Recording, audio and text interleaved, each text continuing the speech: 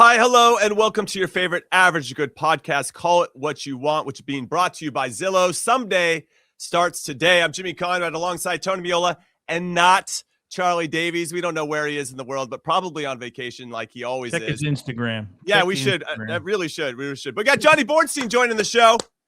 And Johnny, we're excited to have you here with us because this is a big day. We have a roster announcement, the last roster that can be announced from Mauricio Pochettino before he has to name his team for the World Cup. So this is a big one. We got some surprising players that are in, maybe some players that are out. We got a lot to talk about. But first, Johnny B, you come on the show and you wear this green shirt that represents Bumpy Pitch, who beat my Quick Goal FC at the soccer tournament, TST $1 million winner take all 77 tournament. Big Tones is there too with Pat McAfee. And you have the audacity to wear this in front of us. I know you guys went on to win it all and you got $1 million and yay. Congratulations, Johnny B. But why are you wearing this t-shirt? We're talking about the U.S., man. Yeah, no, of course, we're talking about the U.S. First of all, it's a pleasure to be here, joining you, Jimmy, as well, be here with you, Tony. We love to talk U.S. soccer and everything about that. But, today is St. Patrick's Day. And I think this is the only green piece of, article of clothing that I own. And I didn't want to trigger you at all, either of you, but, I also didn't want to get virtually pinched by either of you. You guys are big guys. Tony's got big hands and, kept the balls out of their goal the whole time. But no, it was more than anything just a joke. And, we are here to talk U.S. soccer. So, obviously, came prepared as well for another one. All right. We accept that. I don't know about this whole St. Patrick's Day thing. Yeah. What do you think, Big Tones? I mean, he actually knocked my team out of the tournament. Yeah, what round was that? What round did he knock you out? Round of 16. Yeah, that was 16. Right after the we had one shot on goal. You didn't watch our team in the semifinals. You guys were gone by then. We had a chance to play Johnny's team. Oh, did I say that? Right. Yeah. All right. Both good games, guys, but sorry to leave you in the background. Yeah, okay. Enjoy your $1 million. Hopefully you get taxed heavily on that. I was just going to say that. The taxes are coming forward. I'm not playing this year because of that. That's the only reason I'm not playing. That's hilarious. Not because of the age and the body can't handle it or whatever, the taxes. All right, let's get into this roster reaction because, we got some names. We got some names here, and I'm kind of surprised. But let's get into it. I'm going to read all of them, and then we'll get into the ins and the outs and all the fun stuff. Goalkeepers, we're going to start with them first. We got Chris Brady from the Chicago Fire, Roman Celentano from FC Cincinnati, Matt Freese and Matt Turner, most notable names there. Going into the defenders, Max Arfston, Alex Freeman, Mark McKenzie, Tim Ream, Chris Richards, Anthony Robinson. Nice to see you back, Jedi. Miles Robinson, Joe Scally, and Auston Trusty got into the team. In the midfield, we got Sebastian Berhalter, Johnny Cardoso, Weston McKennie, Aiden Morris, Gio Reyna, I think would be somewhat of a surprise for some people, Christian Roldan, Tanner Tessmann, and Malik Tillman. And then up top, our attacking players, Brendan Aronson, Patrick Agyemang, Fuller and Balogun, Ricardo Pepi, Christian Pulisic, Tim Weah. So there's some omissions there. We're going to get into the omissions in a little bit, Big Tones, but coming to you first. Let's go to the goalkeepers. First and foremost, are you surprised by 4 names as opposed to just having 3? Yeah, well, we talked the other day. First off, I'm surprised by the 2 names that are on there that aren't Matt Freese and Matt Turner, right? Celentano and Brady. And I said last week, like my third line, Johnny, I don't know if you heard, my third goalkeeper, like I have a line that goes across. It's not really a depth chart. It's guys that I'm not quite sure who the third goalkeeper is, and I'm not sure that they know who the third goalkeeper is. So maybe this is one last opportunity to see. I think the goalkeeper coach was at the FC Cincinnati game, right? This Correct. Weekend. Yeah, and he saw Celentano. I mean, he saw Celentano give up 6 goals because the New England Revolution scored 6 goals for the first time in their history at home. Yeah, so we can make the argument he was there for Matt Turner, but he obviously saw Celentano. And then you don't judge guys on one game, and not every goal was his fault in the end, right? So, yeah, I guess I'm just a little bit surprised by the 2 that they picked. I thought, and I think, Jimmy, in our projections, we all kind of thought it was It was Klinsmann, right? Coming in, and maybe it's still Klinsmann, and he's in a battle right now to try and get in the playoffs in Serie B. But these are 4 here. I still think it's the first 2 are set in order right now with Matt Freese and Matt Turner, and they're trying to figure out who the best choice is for the third goalkeeper at this point. Okay, so Johnny B, who's the goalkeeper that you enjoyed playing with the most? And I feel like there's a level of trust that comes into that. Not just us as fans say, hey, we really trust this guy, but from like teammate to teammate, which guy did you know, like, man, if I can make a mistake on the back line, he's probably going to save it. Like, and I don't think he played. No, you're not allowed to say him anyway. No, I didn't get to play big tones, but I spoke to a lot of people who did, and obviously he was a great goalkeeper for the U.S. For me personally, I mean, it's a tough one, but I think Tim Howard takes, all of it, right? Tim was extremely dependable. You knew always what you're going to get out of him in terms of leadership, both on the field, like you mentioned. If there's a mistake that happens or something, that he was there to protect the team. But even off the field, right, in the meal room, in the locker room, he was a great leader for myself. Someone who, taught me a lot about being a professional, and obviously played in the biggest leagues in the world. So definitely Tim Howard. But I also had the privilege of playing my first, many years with Brad Guzan, another guy who, U.S. legend and another dependable guy in the back of the net for us. Yeah, those are 2 good names. Big Tone. So I love what Johnny B is saying about leadership and almost presence, right? So which of these 4 guys? Well, actually, let's leave the 2 names that we're somewhat surprised out, Roman and Chris Brady, out. Matt Turner, Matt Freese. Which one do you think has kind of those leadership qualities? I don't know much about Matt Freese on that side of the game, those intangibles, but I feel like you have to have it if you want to step up and be the guy for us in a World Cup at home this summer. Yeah, and I've been watching Matt Freese quite a bit off the ball, right, over the last, and just his communication over the last year and a half, because he became our national team goalkeeper, and I interviewed him in January of this year and sat with him, and he talked about how important it is for him to become that leader, to become more vocal, and how he actually enjoys that. But you guys know from whenever your first camps were, right, when you go and do your first couple camps, even if you're a vocal guy, you're not so vocal, right, in the national team, right? You're kind of finding your way in. And remember, the one advantage he had was the entirety of the Gold Cup, right, to kind of establish himself and start to have his voice be heard. And that stuff starts in training. And if you're a really loud guy, it starts a little bit quieter, right? And it starts a little bit less. It doesn't matter if you're a goalkeeper or if you're a center back or, any position. And then you kind of find your feet. But I think he's got the respect, as does Matt Turner, by the way. Let's not forget, Matt's played in the World Cup already, right? And we can't discount that part of it. Sure, there was a tough run, and now he's trying to get his feet back underneath him. But I would think he's turning into the guy that leader in the back that we kind of need to see, right? And that happens, let's face it, right? If you don't play well, you could be the loudest guy in the world. No one gives a hoot, right? Like, they don't care. They just want you back there saving shots. You want center backs. They could be loud, but you want center backs making plays. You could be the loudest number 9, and what do we want from number 9s? We don't care, right? Goals, in the end, we just score That's goals. right. So results eventually determine, sort of your footing in the team with regards to that. Yeah, the timely save is always very, very important for a goalkeeper as well. So whoever's in between the sticks for us, just make the timely save, because you're going to have to make a few of them. And Belgium and Portugal in particular are going to definitely test us in that way. So we'll have to wait and see who lines up. However, I want to say that Matt Freese has started for us every game since the Gold Cup and the Gold Cup itself. So it's looking like he is the number 1 until proven otherwise. Let's get into the defenders. This is me and Johnny B's area of expertise. We got Max Auston, Alex Freeman, Mark McKenzie, Tim Ream, Chris Richards, Anthony Robinson, Miles Robinson. For me, no big surprises for those 6 names. Joe Scally, a bit of a surprise for me. I thought he was on the outside looking in. Maybe he still is, but nice to see him in here. Excuse me. From his perspective, obviously he maybe thought he could have been on the outs as well. Borussia Mönchengladbach, his club, haven't necessarily been killing it since the last time the national team was together. And then Auston Trusty, he had a good game against Rangers recently in the Old Firm. But Celtic Wilfred Nancy to start the year.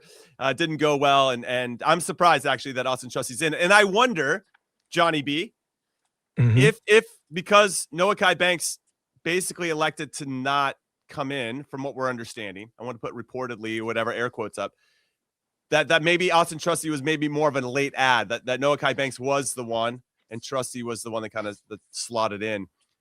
Even this is a big opportunity for both Scally and Trusty, in my humble opinion. I don't know how many minutes they're going to get, but for them to just be around the team in these final kind of decision-making days for Mauricio Pochettino and his staff. Yeah, I agree with you there completely. I think Austin's a bit of a probably a late addition to the roster.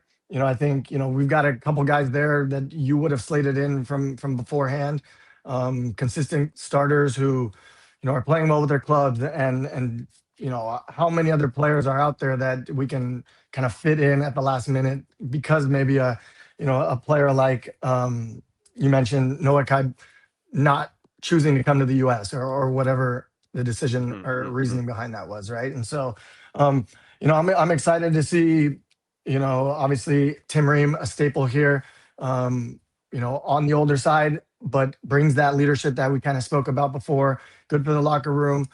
Is he going to be the guy to kind of lift up and use his experience with guys like Auston Trusty to help make them better, right? Alex Freeman's been in great form. I think he was a guy who, always speaking about guys who can play multiple positions. When the time comes for roster building, you may choose a guy like Alex, always because, you can potentially play on that wing back position, potentially play at the right center back. Could he play in even other positions if there's injuries last minute or something, right? So good to see him there. And I think obviously Chris Richards, center. Yeah, he's our guy. He's our guy. He's the guy for us. Number one on the team sheet. Yeah. Yeah. And so it's good. I'm excited to see, how this back line performs, in these upcoming games. Tough competition, but these are the games that really matter, right? Yeah. So. It's going to be interesting, Johnny B. And you bring a good point that we've brought up a few times. These opponents are a little bit different than the ones we'll actually face in the World Cup. So I feel like there'll be more of a counter, hard to break down for both Australia and Paraguay. We don't know yet as to who our third team is going to be, but this March window will also tell us who our third opponent is going to be, and I think it might be Turkey is the leading favorite. Really quick on Noahkai Banks, he went on Instagram, as one does, and posted somewhat of a cryptic message. He says, "Sometimes if you say a lie long enough, people believe it's the truth." So it's an interesting quote that he is using to explain his situation. I guess we'll learn more as things go. What's interesting is if he had got called in here, he wouldn't have been and played. He wouldn't have been cap tied to the U.S. because he's just. Yeah, but Jimmy, does that matter at this point? Like you're not making the decision on being cap tied, right? Like right. That's true. You're not coming in because this is essentially a World Cup camp, right? Let's face it, this one and one other camp. You're making a decision on whether I'm going to the World Cup or I'm not going to the World Cup, or I'm going to sit back and wait and as he said, whatever it is, evaluate his options and all that stuff. But I don't think the cap tied thing in this instance means a lot, right? Okay. Because you're essentially, I think if he comes in right now, you're essentially saying you're committing yourself to the national team. Although I guess by FIFA you're not, right? But it would be a tough time to come in and still be on the fence. Right. Yeah, and be on the fence right now. And would you want it as a teammate? Like, no. The guy's a teammate right now that would do that? Yeah. No, I wouldn't want that. I mean, we're so close now. I wouldn't want that. And I don't think it would be a good vibe for him. So whoever made the decision, if you're not fully committed, then you shouldn't have gotten called in. Using kind of our center backs and defenders as a segue into this, we want to get into the player spotlight presented by Zillow. Someday starts today, everyone. We're going to talk about Tanner Tessmann. I know he's a midfielder, but he just played center back for Lyon and their 0-0 draw versus Le Havre and Le Havre. I don't even know if I'm saying it right, but I'm doing my very best, everyone. And I guess, would you feel, Johnny B, I'll come to you on this. Would you feel like you could trust Tanner Tessmann in our kind of fluid four where we come out with three center backs and kind of have wing backs in that spot? And before I give my 2 cents, I want to hear from you and Tones, but you go first, Johnny B. Yeah, I think obviously he's proven himself at the club level to be able to play center back, right? It's not like he's going out and playing against low competition and not succeeding, right? And so I kind of just mentioned it in the previous clip about players who can play multiple positions, being good options for the U.S. when roster selection time is available. Because I think having played in the World Cup, having played in these very recent matches before the World Cup, I think you look to the bench. I know Bob Bradley looked to the bench to see guys who he might be able to put in different spots, and you might get selected because of that ability over someone who maybe in the when crunch time comes, to the picking a lineup right before the game, he wants to have as many options as possible. And unfortunately, there's a certain number of players that you can have, and so Tanner, I think, fits into that mold, right? And I would trust him to play center back. Definitely trust him to play potentially box to box 8, even as a 6, right? And so I think he's defensively, he maintains position very well. He's a good ball winner, and offensively, he controls tempo for the team. And so I think doing that, whether it's at center back or in the middle of the field, I think he's a valuable piece for the U.S. No, I love that insight, and I'll add to that when I play it or throw it over to you, Tones. There's something about him being a good passer of the ball that I appreciate, potentially from a deeper position. I don't know if I would trust him. I put air quotes around trust if we just had 2 center backs, but in a 3 center back system where in theory in our buildup, let's say we're building out, we could have one of our center backs push into midfield. Maybe there is room in a world for having Tanner Tessmann. I still feel like it definitely in a pinch, if we've got a couple guys hurt, that's the only time you're really considering it. But I do agree with Johnny B that it's nice to have some players that have some flexibility.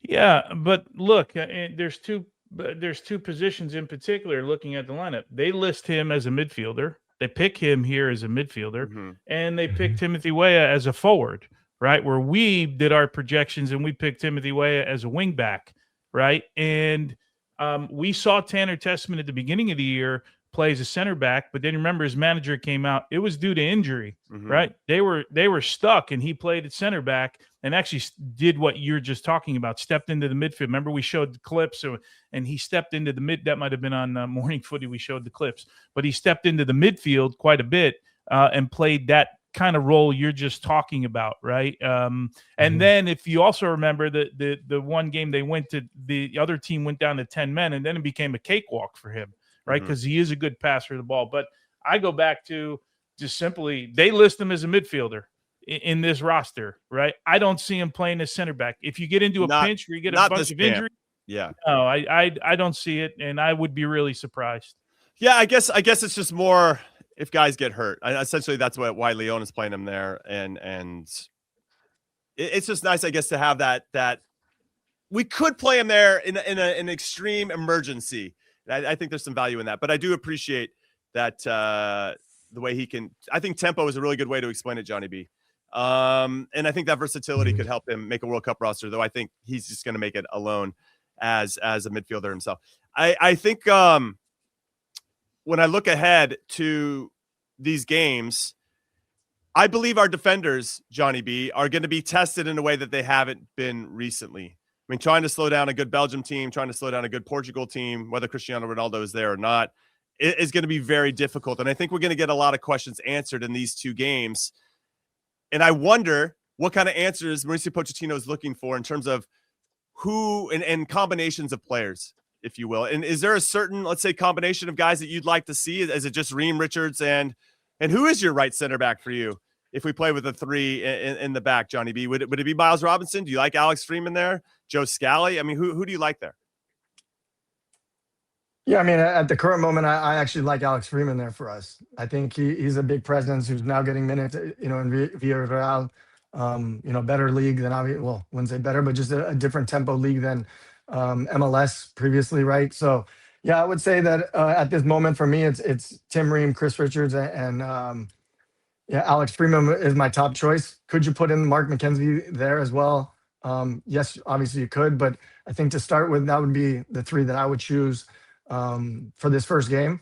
And to go along with your point about these games having a different feel and Belgium coming, I think the ability as a back line to play when you're under pressure, when you're, the game is fast and you have to make decisions quicker, because anybody can play when you have a lot of time on the ball. You're picking out your passes, but if you're under pressure, I think this is where you're really going to see what guys are made of. And obviously, the ability to be shifting lines, to be communicating, to be doing all the things as defenders that you need to do when the moments get tough.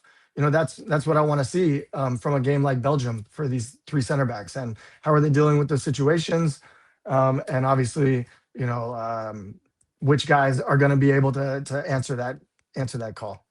Yeah, I think what's interesting from Mauricio Pochettino's perspective, or just from us watching, is do you roll out the guys that you want to get reps together, or are you still trying to figure out who your best combination of players are? That's a big one for me to understand what we're trying to get out of these camps in particular, not just as defenders, goalkeeper, but in all lines of the field.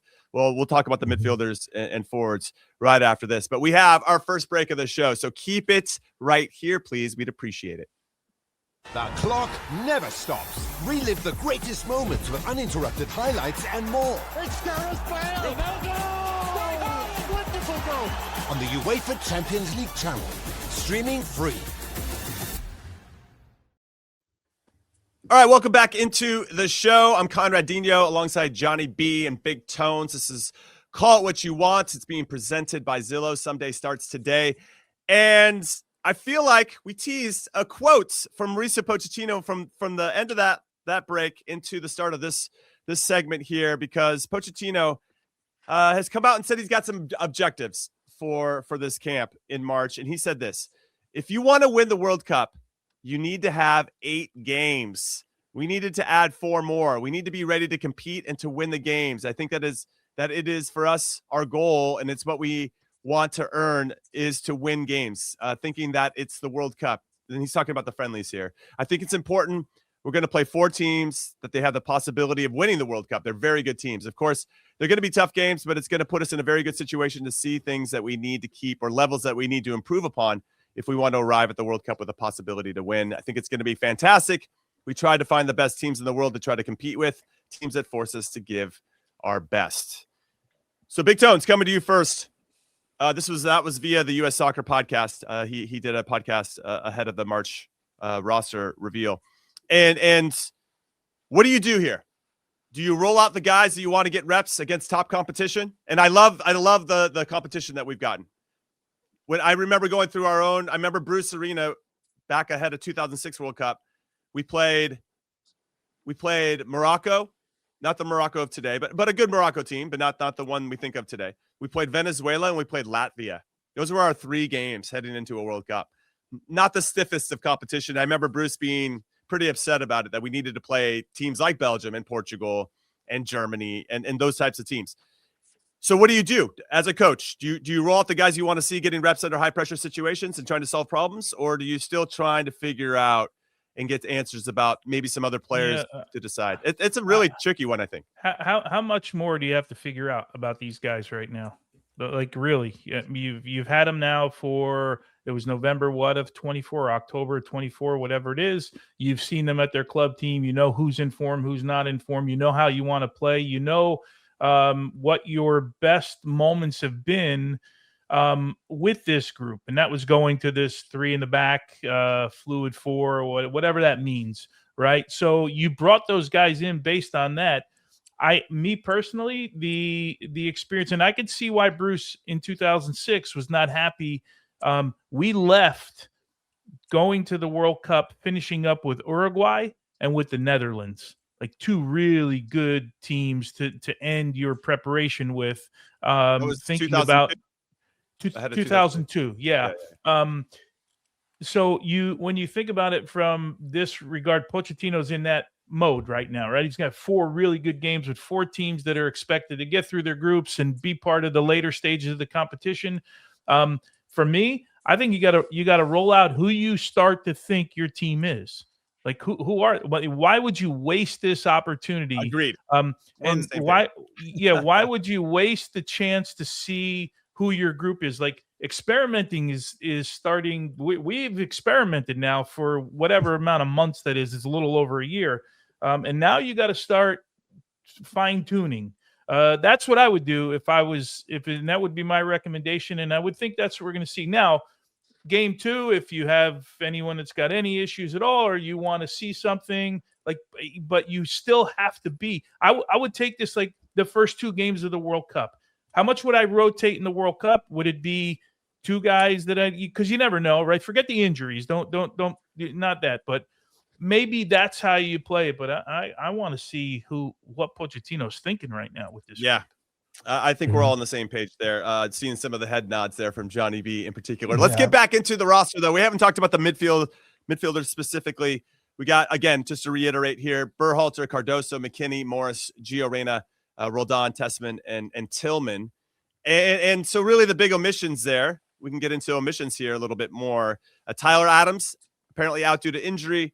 We have Zendejas. We throw him in there. I guess he's part of the attacking team. He's out due to injury. Diego Luna returning from injury. Yunus Musa is being reported. It's a coach's decision. And I think that's Yunus Musa's last hurrah with the national team, at least under Mauricio Pochettino.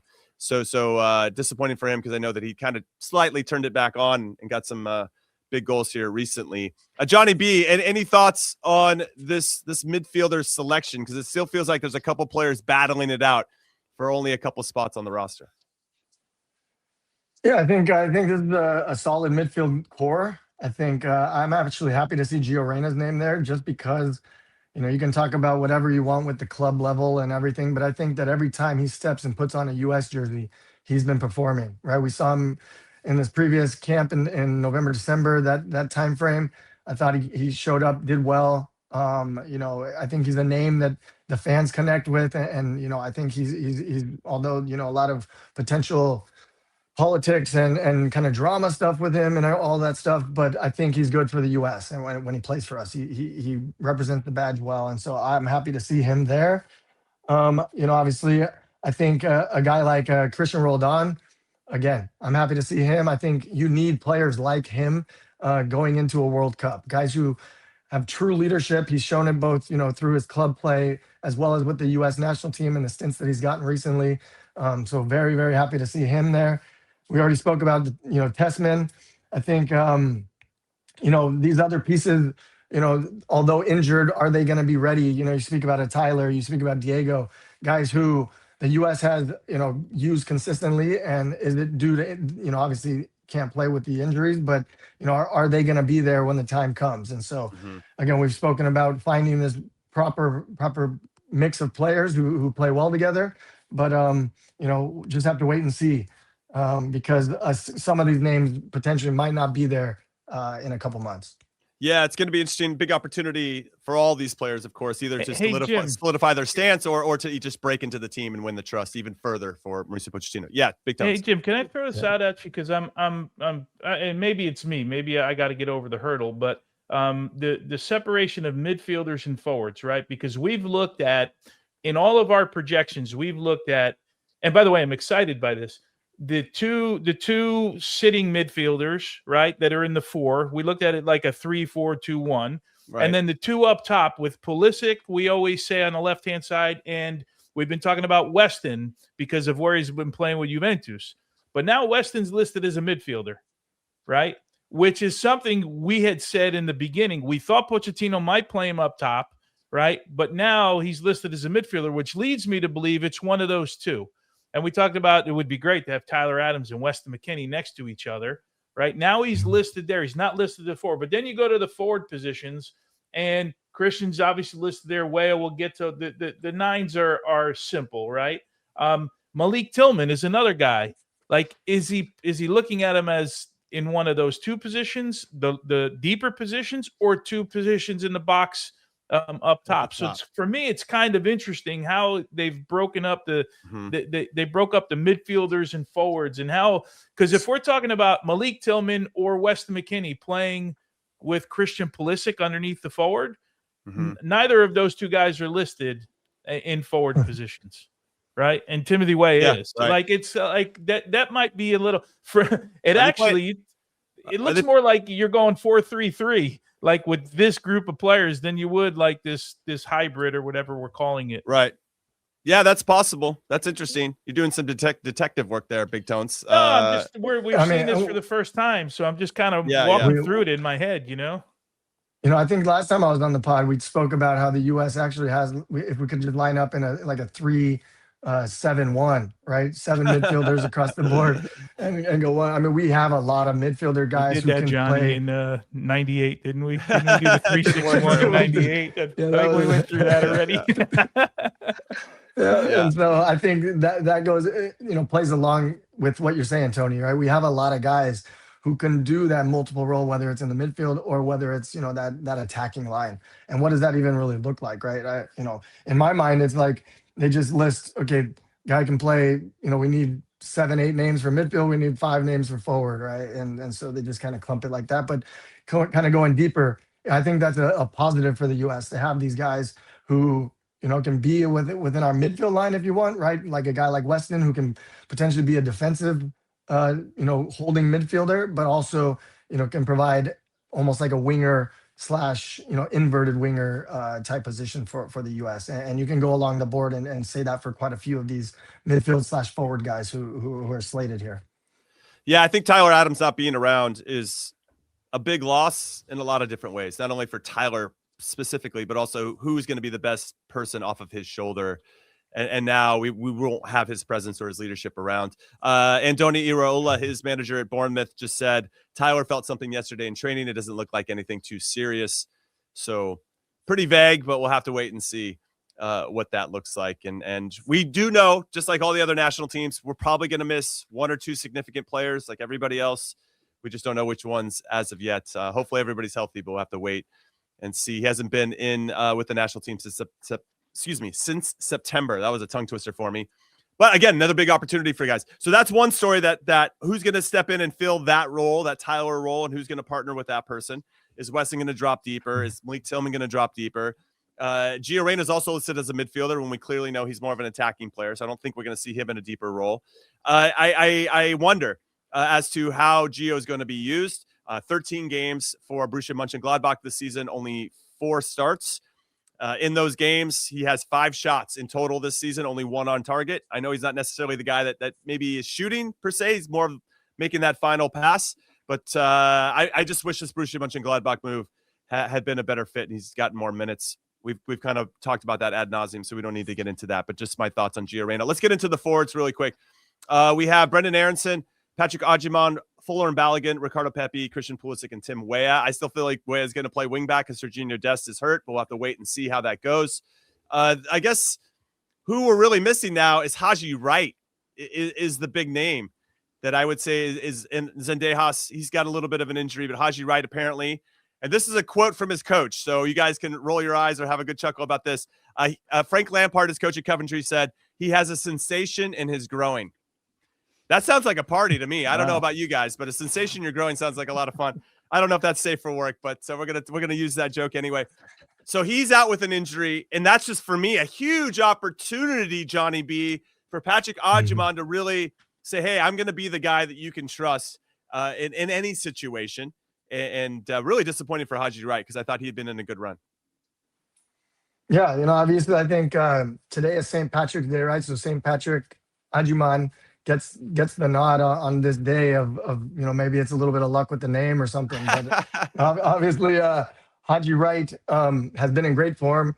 This sensation in your groin, I think, as players, I don't know that you didn't have sensations somewhere that held you potentially out, but you just found a way to kind of, push through that. And obviously, this is a big camp, big moment.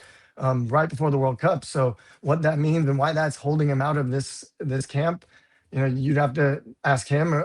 But I think that's, if the coach is saying that, it's almost like, for me, it's a cop-out. It's like, what's going on there? But I think, Agyemang needs to step up. I think he's a big presence. He's made this big move to Europe and, doing well. And so great opportunity for him.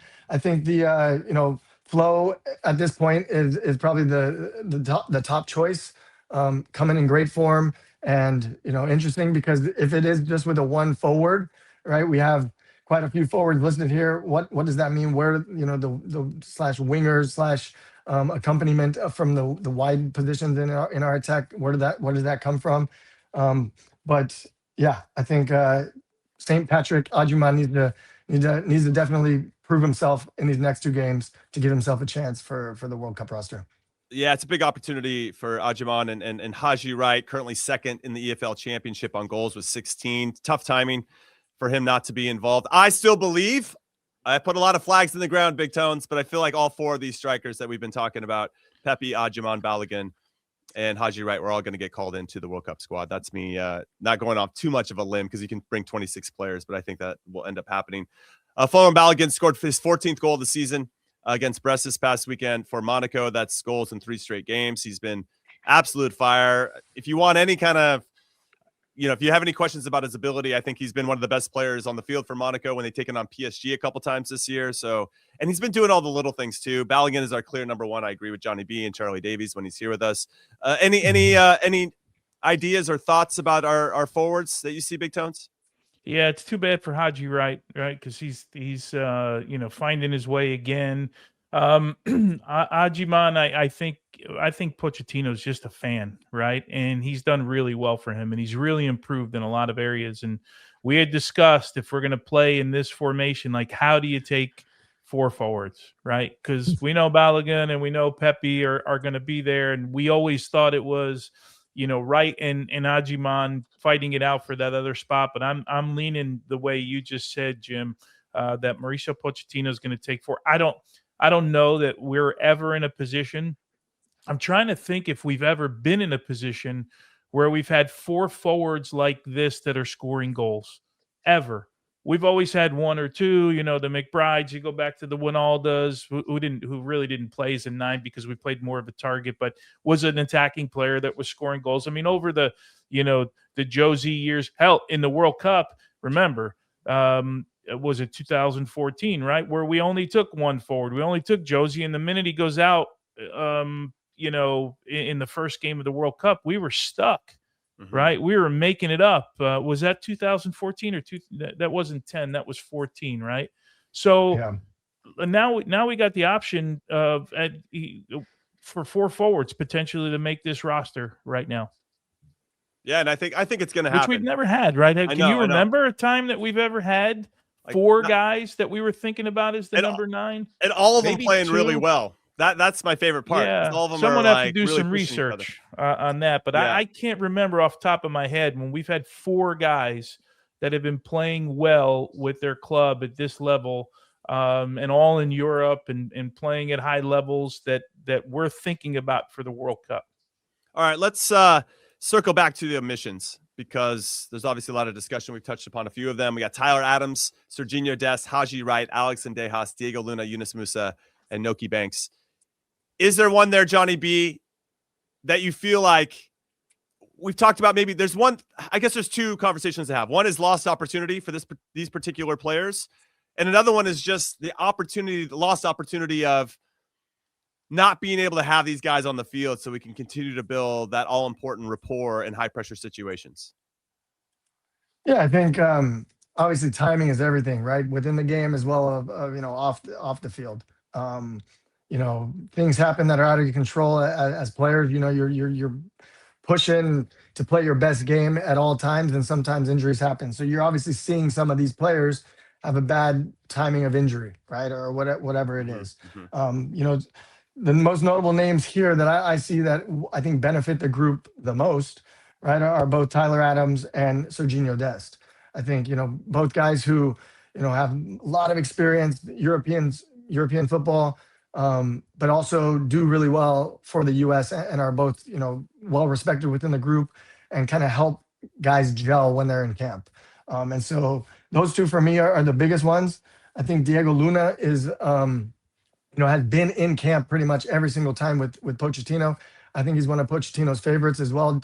I like his energy. Is he good enough when games are going to be, like a Belgium, like just a World Cup game in general? Have to wait to see. But I think, his energy and his flair that he brings to the field is contagious for the U.S. And so, again, sad to not see him there with so few games left before a World Cup and be able to both prove yourself within the group as well as on the field. Okay, there's 27 guys on this squad and 4 goalkeepers. So one of those, of course, will drop ahead of the roster, which means we have 26 names here. So who would be, I mean, when I look at the roster now, who drops off? Let's say Tyler Adams is in. I would say Aiden Morris would drop off. That would be one for me, Big Tones. Serginho Dest, if he comes into the team, I think Scally's out. You know, Or Diego Trusty. Luna, yeah, or Trusty. If Diego Luna makes the team, I mean, I still feel like, yeah, I don't know. Are we forgetting about Zendejas? Because I feel like we Zendejas might be a better, more of a lock for me than we Diego sleep Luna. on him. Yeah, yeah. all the time. If he makes the team, then who comes out?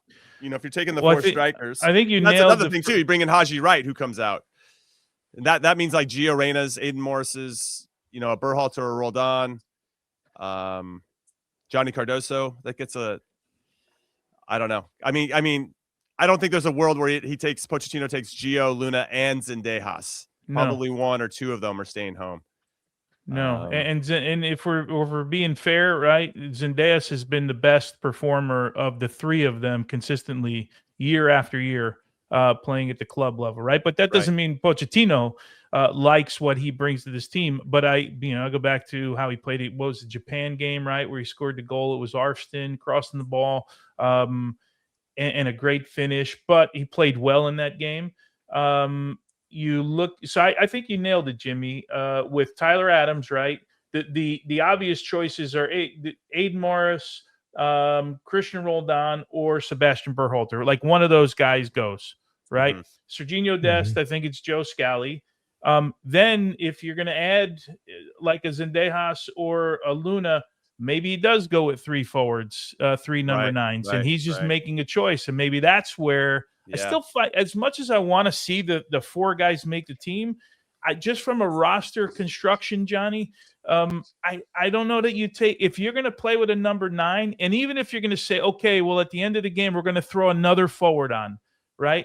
I just don't see 4 number 9s. Now, someone's going to say that Haji Wright can play in a wide position. But if we're playing like this, we're not really playing in a 4-3-3 in a wide position. So like that kind of gets thrown out of the window where Haji Wright's now got to be a 9. I don't know. It's just from a roster construction, as much as I'd like to see those 4 guys make it, because I never want to throw away goal scorers. Johnny, I don't know that it all fits. Like the puzzle doesn't fit for me right now. Yeah, I mean, based on everything we've said as well, like our midfield availability being so high in the way we play, I don't think we can take 4 forwards. I don't think it's possible. I think the 3, you're going to have to make a decision there. It's not an easy one for Pochettino just because 4 forwards are playing so well with their clubs and performing. But I don't think it's possible. I think with our system, the way we play, I think it's more valuable to bring an extra midfielder / forward guy who can do both roles rather than be, kind of tied in with 4 guys who kind of play similar in terms of their role within the team, right? As a true 9. And so, yeah, I don't think it's possible, Tony. I think you got to make that choice and you sacrifice to bring another midfielder who provides more option. Yeah. I guess maybe I'm getting too idealistic about bringing all 4 forwards. It's just going to be hard to leave one of them home, I suppose. And now that we do the roster construction right now and think about it and throw up that photo of everybody's names, I mean, for me, I would actually list Weah as a defender. So I would actually just lose Scally and Trusty and bring in Weah and Dest in those 2 spots if we can bring up the graphic one more time. And then you have, if you bring in, Haji Wright into this, then he would take that 1 forward spot. But then where's Zendejas? Where's Luna? Tyler Adams would take Aiden Morris. So then it's really just about whether you want to take, I mean, you could lose, if Reyna's not doing it for you, then there's a spot there for somebody. That's a possibility. And then maybe Berhalter and or Roldan would have to be sacrificed for that, where you could potentially bring that 4th striker and still have another attacking player. But that means, and Weston McKennie obviously can play multiple positions, so he's a guy that can play up top if we need as well. But I think I'd have Weah listed as a defender, and 4 strikers is a luxury. But yeah, think about it. Even if you wanted to go to two strikers or two forwards, if you will, like Timothy Weah is an option as well, right? Like to put in there. He's done it before, and he's a guy you can put in a wide position. Like there's ways to mix it up.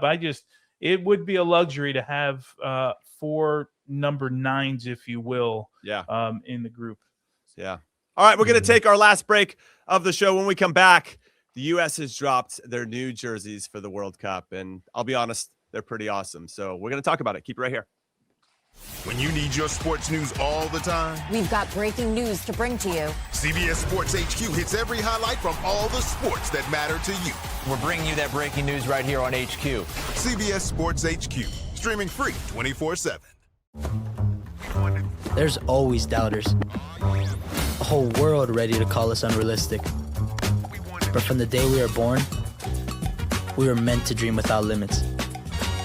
These are our stars and stripes, a kit for the believers who dare to want more, and the ones who will follow in their footsteps. Because dreamers chase greatness, they chase legacy, but they never chase reality.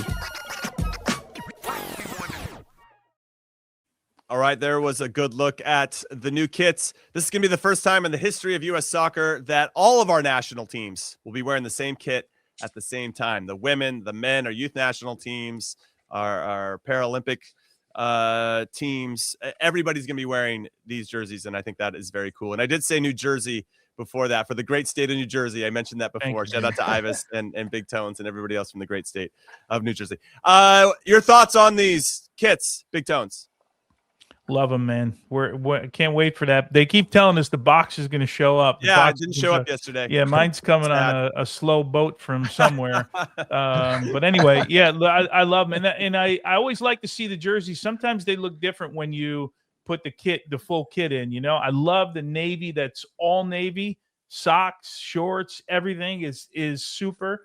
And the other one with the blue, if you remember, so the 94 kit, which I think was a little bit of an inspiration here in some of this stuff, the shorts just and the socks did not match, man. Somebody like it was an afterthought, like, oh yeah, we got to go get shorts and socks too, and we'll put them in with the jersey after the fact. But these look really cool, man.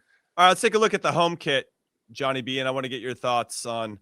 I love that there's a they're distinguishing between stars and stripes. And so this is the stripes. It's wavy, they got some movement in this one. And I think it's super clean. And we're going to see a lot of these with people wearing them this summer. I actually love this jersey. When I was with the Chicago Fire, we had some kind of warm-up jerseys that looked similar to this. And I wish I would have brought the photo just to be able to show everyone, but maybe we'll find it eventually. But it was like that. It had a little bit of a wavy look to the jersey, white and red stripes, horizontal rather than vertical, right? You've heard that, like the 94, I think, World Cup team had the vertical stripes.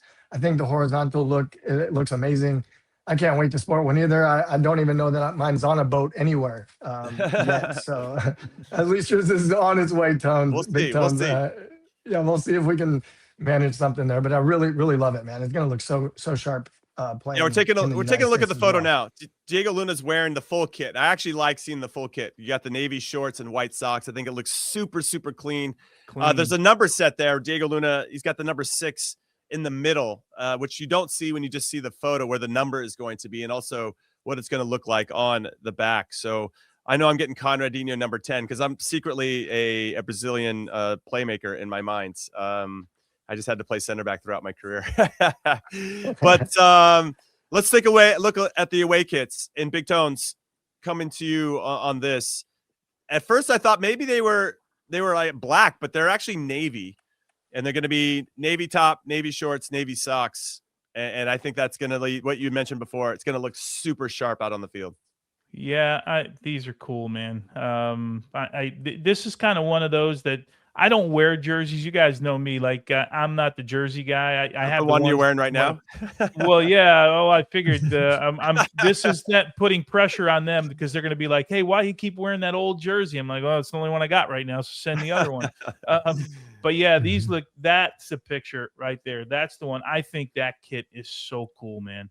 Yeah. But it's one of those kits for those who like wearing kits out, like they wear them with jeans and all that stuff. Like this is one you could wear and it look. I feel like the red and white one is like the game day one, and this is like the hangout one right here. Like you can do a little bit of everything with it. Yeah, I like that. That's a good description of both of those jerseys. Johnny B, what are you rating this one out of 10? What do you give it? 8, 9? What are you saying? 10? I love it. I think it's a 9 for sure. I don't know if you can ever go 10 on a jersey, but what I like most about it is like when you look at it at this angle, right? It looks clean, like uniform in terms of the blue, all dark blue, right? Jimmy, you might have thought it was black, but it's blue. I don't know, gotta get those eyes checked maybe a little bit. Okay. But then as you get like in different angles, you see those stars really start to pop, right? And I'm interested to see how that's going to look out on the field when the guys are playing under the lights. But yeah, love this jersey. Can't wait to sport it. I agree with Tones. You could wear this one out. I don't usually wear US jerseys out, but this would be one that I would definitely sport out as well. All right. I like that. I like the energy around that one as well. I'm excited to see which. Actually, I don't even know which jersey we're getting, Big Tones. Is it the stars or the stripes? We'll have to wait and see. Whenever it shows up. I'm wondering if I'm going to get one. I know when the box shows up and I open it, then I know I got it, Jimmy. That's it. Until then, it's all hearsay. Or is he going to be getting the goalkeeper jersey? That might be the one they're sending in. Yeah, they changed the goalkeeper. I don't know if you saw Matt Freese in that goalkeeper jersey. He was the guy that sported. I don't know what show he was on. I saw it on social media, but the star was really, really big, and it looked kind of weird. I think they shrunk it down since like the original picture came out. It looks really cool. Yeah, I'm looking forward to one. Well, it's interesting that they maybe made a decision on the goalkeeper jersey because apparently, reportedly, players hated the 2022 World Cup kit so much they delayed a photo shoot and demanded to have input for the 2026 jerseys. I've never had the luxury of having any kind of input on any jersey for any team I played for in my career. Did Tones, do you? I mean, did you ever have any input? The one that's the most recognizable is the 94 jersey. They brought us in a room in Dallas in like this big lecture hall room, and all these people, they had mannequins lined up, and all these people from Adidas were there at the time, and they were all lined up, and there's a lot of excitement. We're going to see the jerseys for the first time. I think we were getting ready to play Bolivia at the Cotton Bowl, if I'm not mistaken, and they were like, okay, we're going to unveil the jerseys. I don't know if you ever heard this story. I'm sitting next to Mike Burns. If anyone knows Mike Burns, he is the funniest guy in the world, right? If any of you guys if anyone's ever known him or played with him. And anyway, they unveiled this thing, Jimmy and Johnny, and there were crickets in the room when that denim jersey came out. Crickets in the room. And all we could think was, holy you know what? After all this time, now they became iconic, those jerseys. But the first unveiling of those, if you can imagine, from a soccer playing standpoint, because this isn't the era where people were being extravagant with their jerseys. Like this, we're pretty straightforward. This was about as far away from the scale and the spectrum of soccer jerseys you can get. And so everybody was so upset about the jerseys, and we complained. We're like, we're not wearing these things now. Having said that, when they unveiled the goalkeeper jersey, if you remember that jersey, I love that jersey. The red, the reddish one with the black and the green with the black. I loved it. So I was like, damn, man, I'm going to look good at least in the World Cup. These guys are going to have to wear those things, right? But then we were so upset. We had an event 3 weeks later, and we got these leather Adidas suit carrying bags, and they handed them out to Adidas. Look, you guys, the reaction to the jersey. Adidas wanted to give you a gift, and we get this gift. So we get on the bus, and everyone gets their bag. And as we're getting off the bus, they say to us, "Oh, and by the way, if you go in the front pocket of this leather carry bag, it was beautiful. This leather suit carry bag, there's a gift for you." You reached in there as an envelope for $10,000 with a check for $10,000 for everybody. That's what they did. They bought your loyalty to like the jersey. They bought our loyalty to that Stars and Stripes jersey. Yeah, I man. love that. That's how it happened. Yep, just like that. Hey guys, sure it was we don't need planned, no bad press about these jerseys. Here's $10,000. I absolutely no, love but that. then it kind of grew on you, because it came out, and all of a sudden people were like, That's cool, man. Denim and stars and stripes. Like we were the first ones to see. Obviously, Adidas saw it first, but we're the first ones openly to see the jerseys, and it was like crickets, bro. Everyone was like, "We are not wearing those things, man." Yeah, that's the only unveiling I was in. Yeah, I'd never been another unveiling of a jersey. Yeah, I that's a great story. I hadn't heard that one before. And I do want to say that I do agree with the guys. The 2022 World Cup kits, they look like training jerseys. 2022, Johnny B. If you see them, and maybe we'll have a moment here to throw one up, but that, like, the white, they just look like they were training tops. They didn't look like proper jerseys, to get everybody a refresher. These this time around look like proper jerseys, and I'm very excited about what they did. Those are boring. Yeah, really boring. 2022 was boring. Yeah. Johnny B, did you ever have any input on anything with jerseys? Nothing. Or boots? Nothing. Jerseys, nothing. Nothing. I was just happy to be there, to be honest. Jimmy same. And Tony, I was always the guy who was like, get a call, please. I'll keep working hard. I want to represent the U.S. So no input. But, when the 2010 jerseys came out, I remember the group just thinking that, they were super clean and everyone was thinking they were cool, right? And I think the blue one, more than anything, looked very patriotic, with the blue, the obsidian blue, the red, the white sash. But to be honest, in my mind, I always thought and had it in the back of my mind that whoever designed it must have been watching kind of the Miss America pageant, because as you wore that blue jersey, and in a lot of pictures, it almost looks like a Miss America pageant sash. And so, pretty cool to have that. And I think we actually met Miss America before we went to the World Cup, if I don't remember correctly. And pretty cool to connect that all together. But yeah. The white with the stripe that's kind of my memory. Cool. Yeah. It was like a little accent. Sometimes it looked all white in certain angles. Cool. Yeah. And obviously iconic because Donovan scores that goal against Algeria in that jersey, running over. You see it, his expression on his face in that jersey right there. So, Johnny, where were you? No input. Where were you when Landon scored on that? So I was actually on the bench. I had played 83 minutes of that game, and then came out. And when he scores that goal, took you out to get that goal, Johnny. They took you out to get that. Sorry to break it to you, Johnny, but we had to take you out to actually score. Which is totally fine. I'm good with that. So wait, where were you in the pile? Running down the sideline. Just running down the sideline? Yeah, I mean, if you watch those videos, right, I'm one of the guys who comes in like middle of the pack and just dives in from the side, and then you see obviously Demerit coming through on top and smashing everyone at the end with his flip. But I was right there in the middle. So amazing just to be part of that experience, no matter where you were. Yeah, of course. I remember watching it in Kansas City, the Power and Light District. All right, so Johnny B, let's get final thoughts on this, and then we have a special announcement. But your final thoughts on this roster, and Johnny B, I'll come to you first. Are you're pleased? You're happy? You satisfied? Excited? What's your feeling? Yeah, I'm excited, man. The World Cup is right around the corner. We've got however many days, under 80. I don't know. They would maybe give us exactly the number of days, but things are getting real. And these guys who are being able to get put on this roster, although not slotted, we got 86 days before the World Cup is, game one for the World Cup. And so to be slotted in this final roster / camp, these guys must be excited knowing that all of this is on the line, right? And so I'm excited to see how they perform together.